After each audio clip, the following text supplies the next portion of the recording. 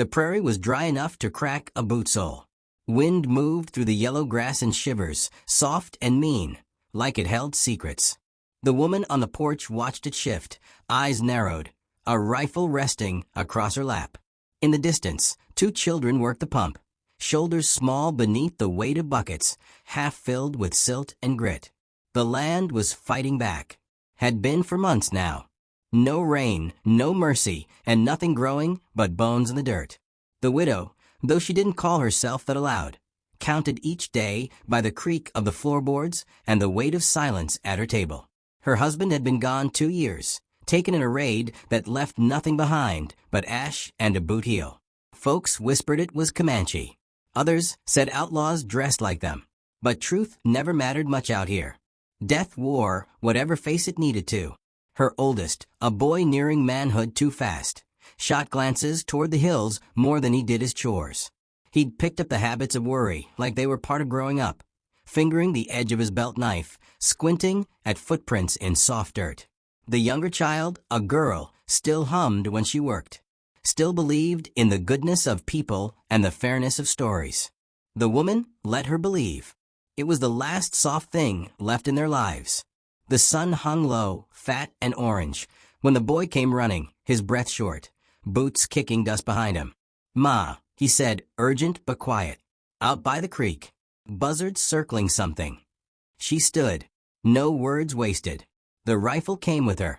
They walked the ridge in silence, the dry grass brushing their legs, the light falling fast. When they reached the bank, the smell hit first, blood and metal, and the thick stink of something not yet dead, but close to it. There, near the rocks, half covered in dirt and shadow, lay a man. He wasn't old. His chest barely rose, breath rattling like wind through old fence wire. Blood darkened his shirt in a wide bloom, and his skin was fevered red under dust. Long black hair clung to his face. A single cavalry pistol lay in his hand, loose but still claimed. The boy stepped back. "Comanche," he muttered. "He's one of them." The woman studied the shape on the ground, expression unreadable. Her fingers tightened around the stock of the rifle. "He's dying," she said. "Good." She turned her eyes on her son, sharp, flint-lit. "That what you learned from your father?" The boy looked away. "He's the reason Pa ain't here." "We don't know that." "We don't need to." Her gaze returned to the man. Blood soaked the dirt beneath him. If she walked away now, the prairie would finish what bullets started. No need for justice. No need for decisions. The land would take him. But something in her clenched. "He's still breathing," she said. "Which means he ain't gone yet. Why save him?" She didn't answer right away. The wind stirred her coat. Her mouth set like a scar. "No one dies thirsty on my land," she said finally. "Not even the devil." The boy didn't move. She walked past him, knelt beside the stranger. His eyes opened a sliver, dark, unfocused. His lips parted, dry and cracked. No words, only a rasp like leaf scraping wood. She pulled the canteen from her belt and tilted it to his mouth. He coughed more than he drank. The girl stood behind her now, barefoot and quiet. "Ma, he's scared." Maybe he should be. They made a litter from fence rails and rope, hauled him across the prairie under a sky bleeding into night. He groaned once, but didn't fight. The boy walked behind, hand never far from his knife. The girl carried the man's pistol, cradled in both hands like it might speak. Back at the homestead, they laid him in the barn. Not the house. Not yet. Mercy had boundaries. The woman cleaned his wound by lantern light. The bullet had passed through, but left a jagged mess. She stitched with the steadiness of someone who'd done it before, though her hands shook when she was done. She burned sage in an old tin cup and left it by the door, more out of habit than belief. He didn't speak, didn't stir much. His breath stayed shallow. The boy stood in the barn shadow, arms crossed. "You're risking all of us," he said. "I'll take that risk. He could wake up and slit our throats." "Then he better be quiet doing it," she said. "Or I'll wake first." Outside, coyotes cried to the stars. The girl curled on a blanket near the barn wall, close enough to see the man if he moved, far enough to run. She wasn't afraid. Not yet. The woman sat just inside the door, rifle across her knees, same as always. But tonight her hands felt heavier. That night, she didn't dream of her husband. She dreamt of dry riverbeds and smoke drifting from chimneys. She dreamt of a shadow walking across her land, bleeding, nameless, carrying something she couldn't see. She woke before dawn. In the barn, the man slept like the dead. His face was still, but something in it had softened, like the prairie just before rain. She didn't know who he was, didn't care yet, but she'd brought a dying man into her world, and the wind had changed when she did. Rain didn't fall, but the air began to smell like it might. That thick, silver scent that made the skin prickle, the kind that stirred hope even when you knew better. The widow worked quietly in the barn, lantern flickering beside her. The Comanche man stretched out on the pallet of hay and old blankets, sweat drying to salt on his skin. He hadn't spoken, not since that first rasp of breath. 3 days had passed. She cleaned the wound twice a day. The boy said it was wasted effort. The girl brought water and stayed just outside the barn doors, watching like she was waiting for a miracle. Or a ghost. The man was something between the two. One evening, as dusk dropped behind the hills, the man woke with a groan low in his chest. She was beside him instantly, hand steady on his shoulder. His eyes open, dark, searching. His lips moved, but nothing came out. She held a tin cup to his mouth. He drank slow, like each swallow hurt. "You're not dead," she said plainly. His gaze wandered the rafters, then found her face. "You ain't Comanche," he whispered, hoarse and broken. "No," she said. "You are." His eyes narrowed slightly. Was. It wasn't an answer. She didn't push. When he slept again, it was deeper. No fever. No shaking. Just silence, except the barn creaking in the night, and the wind dragging dust across the earth. In the morning, he was sitting up. The girl gasped when she saw. Ran to fetch her mother. The widow didn't run, never had. She walked in and found him staring at the sliver of sky through the broken loft. "Still here," he said. "You were close to not being." He looked down at the stitched hole in his side, then at her. "Why?" Her mouth pulled tight. "Don't know yet." He coughed once dry. Should have let the buzzards finish. She sat across from him, leaning against a beam. "You got a name?"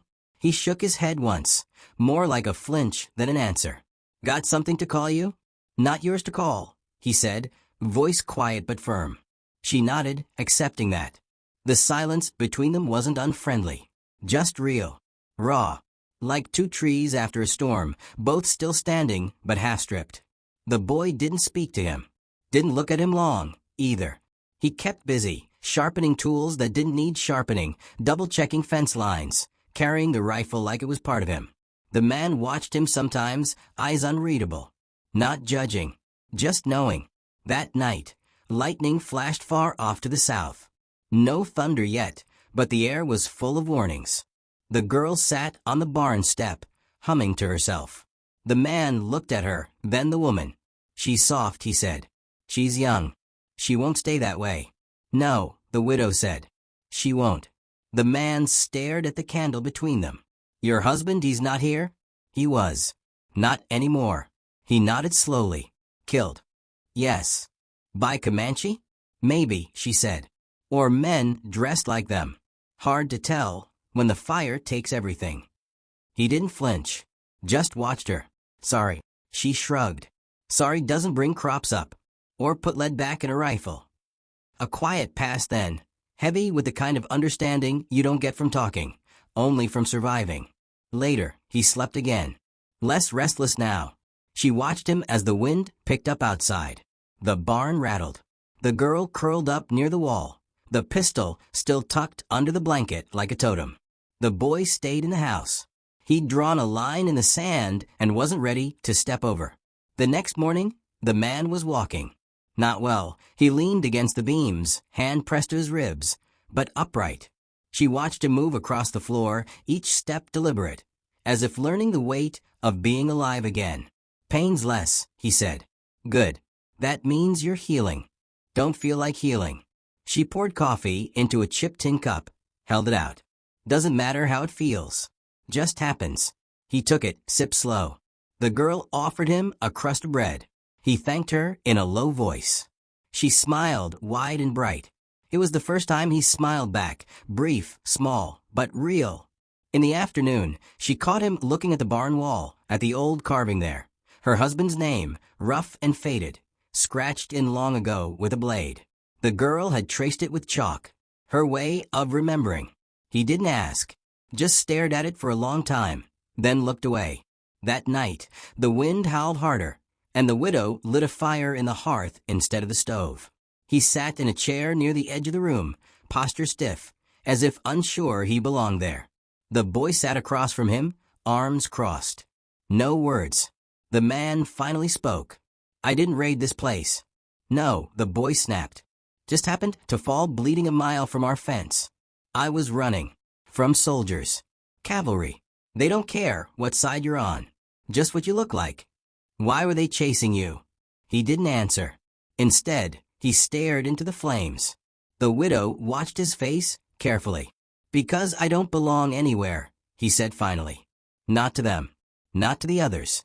Born wrong." The boy scoffed. "That's supposed to make you harmless?" "No," the man said. "Just alone." The fire popped. Silence followed.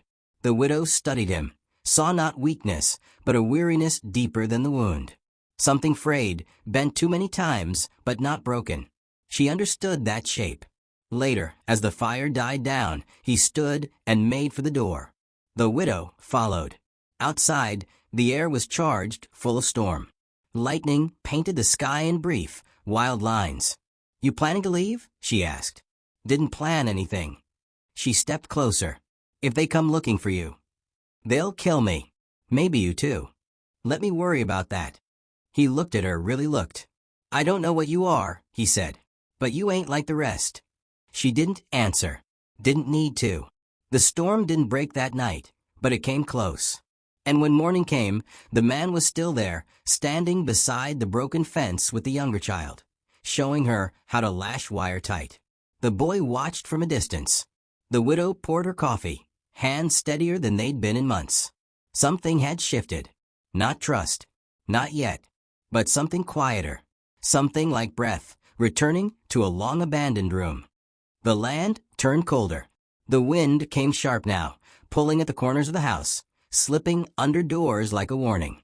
The widow noticed changes in the animals first, nervous horses, restless dogs. Something was shifting in the bones of the place. She watched the Comanche man from the kitchen window as he lifted a water bucket with one hand, ribs still wrapped tight beneath his shirt. The younger child followed him step for step, asking too many questions. He answered softly, a few words at a time. Never stories. Just facts, like what tracks meant rain, or how crows could smell blood a mile off. The older boy kept his distance. Still guarded. Still watching. By then, the man had been there nearly 2 weeks. He still didn't offer a name. But he worked. Mended the fence. Patched the barn roof. Taught the girl how to twist dry grass into rope. At night, he sat near the fire and never spoke unless spoken to. He carried himself like a man waiting for something to break. It did, 3 days after the first frost. A trader rode in from the west. He came whistling, coat flapping behind him like wings. The widow met him on the porch, rifle not visible but nearby. The man inside stayed back, out of sight. The trader brought salt news and a nervous glance toward the hills. He talked of a cavalry unit moving through, hunting a Comanche raider accused of burning supply wagons and killing 3 soldiers near the Guadalupe trails. "They say he's young," the trader said, sipping coffee he didn't earn. "Mixed blood. Real ghost-like. Wounded too. Might be nearby." The widow's face didn't change. The trader leaned in. "Reckon if someone's harboring him, they'd be in for trouble. Real trouble." She let silence settle like ash. When he left, the man came out from the shadows. "That was meant for me," he said. "Was it true?" she asked. He didn't answer immediately. Just stared past the horizon, where the sky cracked pale blue behind leafless trees. "No, I didn't burn anything, but I ran through their smoke. They saw me and decided I was close enough. Why were they chasing you before? He looked down at his hands. They were always chasing me. She waited. My mother was taken when she was young. Mexican girl, dragged into Comanche camp by a broken treaty and a bottle of whiskey. She lived. Had me. But neither side ever called me theirs. I don't belong to either world. Your mother. Dead. Caught smallpox from a trader. The camp burned her body. Then burned mine, at least the idea of it. They cast me out. He folded his arms. Tried to live quiet. Hunted alone. Moved south. Didn't matter. The cavalry only saw red skin. The Comanche only saw weakness. Been running ever since. The boy stepped into the room behind them, silent until now. You lied. The man didn't flinch. No, I didn't tell you what you wanted. That's the same thing. No, the widow said, voice even. It's not. Not out here. The boy clenched his jaw. You're putting all of us in danger. He's a marked man. The man stood straighter. Then I'll leave. But the girl grabbed his arm. You can't. Who's gonna finish the barn roof? He smiled, faint and tired. It'll hold. He turned toward the door, but the widow blocked his path. If you leave now, you die. That's not your concern. It is if I made it so. His mouth twitched, not quite a smile. You always talk like you're not asking. I'm not. That night, she didn't sleep. Not really. The wind howled again. The fire popped, throwing shadows on the walls. The boy sat at the table, knife in hand, sharpening nothing. The girl had curled up with the dogs. The man stepped outside sometime after midnight. She followed. He stood under the sky, head tilted up, stars caught in his eyes. You believe in ghosts? He asked. I live with enough of them. Me too. She looked at him. Do you regret it? Living. No. Not fighting. He didn't speak for a long while. The silence stretched, pulled tight. Sometimes. But there's no right side. Just sides. In the morning, she found the man and the boy arguing by the creek. Low voices. Sharp edges. She moved closer. There's tracks, the boy said, pointing. Boot prints. 2 men. Watched the house last night. Didn't come close. Scouts, the man muttered. Yours. He shook his head. No one's mine. The widow examined the ground. The dirt had been disturbed near the stones. Signs of someone crouching. Watching. Someone knows he's here, the boy said. Maybe. They'll come back. Yes. She looked at the man. Will you run? His face was calm. No. I'm tired of running. Later, as they worked in the yard, the girl dragged out a rusted horseshoe and asked what it meant. The man took it gently, turned it in his hand. It means nothing, he said, unless you believe it does. She frowned. That's not a real answer. He handed it back. Then ask a real question. She grinned and skipped away. He watched her for a long time. That night, he sat by the fire with the boy. No words passed for a long while. Finally, the boy spoke. You're still dangerous. I know. I still don't trust you. You don't need to. The boy looked away. I think Pa would have hated you. The man nodded slowly. He probably would have had a reason. But Ma, she don't hate you. I don't get why. The man looked into the flames. Maybe she sees what I could have been. The fire crackled. The boy stood, dropped the whetstone, and left the room. The man didn't follow. The wind blew through the eaves like a whisper too quiet to catch. And somewhere past the edge of the prairie, riders waited for dawn. The sun rose without warmth. Pale and sharp, it painted the prairie in bleached tones, casting long shadows across the hard-packed earth. The dogs barked once, then went still. That was the first sign. The widow stood on the porch, rifle slung low in her hands.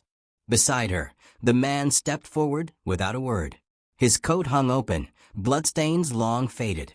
The girl was inside, holding the boy's hand. He had finally let her. She was too young to know what hatred looked like up close. The boy wasn't. The riders came slow, 3 men on lean horses, dust trailing behind them like ghost smoke. No badges. No uniforms. But there was law in them just the same, the kind written with bullets, not ink. The one in the middle wore a red scarf and a wide grin. He tipped his hat as he dismounted. His boots crunched dry earth as he stepped forward, hands loose at his sides. But his eyes were hard and narrow. "Heard you got a visitor," he said. "One of the half-bloods the army wants. Bad man. Real slippery." The widow didn't blink. "We've had coyotes. Nothing more." He looked at the man beside her. "That right? You just a coyote." The man didn't respond. His hands were empty, but not relaxed. He stood like he'd done this before. Too many times. Another rider came closer, spitting tobacco near the porch. "Heard you're hiding him. Makes you just as guilty. Maybe worse." "I don't hide men," the widow said. "Only bury them when I have to." The leader chuckled. "No need for threats. We're just doing our part. The army don't like traitors, and we don't like folks who make trouble. Now we'll take him, and there won't be blood." The boy opened the door behind them. Slowly. Rifle in his hand, grip tight. The girl stood behind him, eyes wide and shining, fists curled into the hem of her dress. The man stepped forward, off the porch. "I'll go," he said. "No need for them to suffer." The widow turned her head toward him. "Don't be noble." He looked at her. "Not noble. Just tired." The leader smiled wide. "See? He's smarter than he looks." Then the boy's voice rang out. He saved her. All eyes turned. He could have run. Could have let us die. But he stayed. He helped. "He ain't the man you're looking for."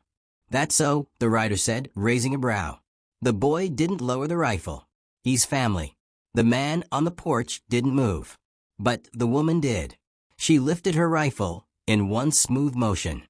The man in the red scarf saw it a heartbeat too late. The first shot cracked like dry lightning, dropping him to the dirt. The second came from a boy, wild but true, catching one of the riders in the thigh. Horses screamed and scattered. The third man fired blindly, grazing the man's shoulder. He didn't flinch. Fired once. The last rider fell backwards into the dust. Silence returned fast. Only the girl's sobs broke it, soft and small behind the door. The widow breathed hard, rifle smoking in her hands. The boy stood frozen, face pale. The man pressed a hand to his side, blood slipping through his fingers. "Get inside," the widow said. "Now." They dragged the bodies away before noon. Dug shallow graves by the dry creek bed. No prayers. No names. The man sat on the barn step, shirt off, wound cleaned. It wasn't deep, but it stung worse than the first. The girl knelt beside him, tying bandages with clumsy care. "Why'd they come?" she asked. He didn't answer. "Will more come?" He looked at the horizon. "Always." Inside the house, the boy cleaned the rifles. Carefully. Like it meant something new now. Like he finally understood that pulling a trigger wasn't the same as being strong. The widow stood alone by the porch, watching dust rise and settle again. Her hands were steady, but something inside her had gone quiet. Not empty, just quiet. That night, no one spoke. The fire burned low. The children slept in the same room. No one sent them away. He rose to leave near midnight. "I should go," he said, voice rough. She didn't look up. "That's foolish. They'll keep coming. I don't want your blood on me." She turned then, her face unreadable in the dim light. "Our blood is already on each other." He looked at her, truly looked, as if seeing her fully for the first time. "I've got no name," he said. She stepped toward him. "Then take one." He shook his head. "You don't get to name ghosts." "I'm not naming a ghost." Her voice was low, almost a whisper. "I'm naming a man who stayed." He swallowed. "What name?" She thought for a moment, then said, "Ash." He tilted his head, brow furrowed. "For what you came from," she added, "and what you didn't let burn." He looked down. A breath caught in his throat. It wasn't a tear that fell. Not quite. But something left him then, something heavy. "I'll earn it," he said. "You already have." Outside, the wind stirred the trees. The world was still dangerous, but it no longer felt cold. In the morning, he was still there, splitting wood, teaching the girl how to tell when a storm was bluffing. The boy brought him coffee without speaking, then sat beside him without asking. The widow watched from the doorway, one hand resting on the frame her husband had carved. The scars in the wood were faded now, nearly gone. But a new mark had been made, quiet, firm, rooted in something stronger than blood. Ash looked up, met her eyes, and the prairie, once cracked and bitter, felt a little less empty.